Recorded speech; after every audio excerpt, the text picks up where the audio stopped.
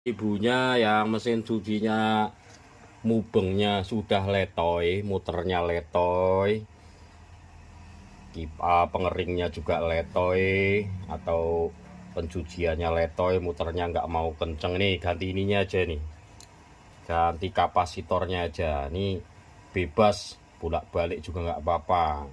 Jadi daripada servis nanti kena biaya banyak, ini juga bisa beli sendiri di toko elektronik, banyak yang jual, tinggal ketok sambung aja.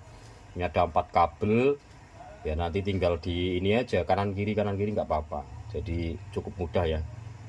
Ini langsung kita coba tes seperti apa mubengnya. Ini dari kemarin sudah nggak nyuci nih, diprepeti sama bojonya terus. Wah, sekarang udah kayak helikopter baling-baling bambu. Wes, praktek langsung bos.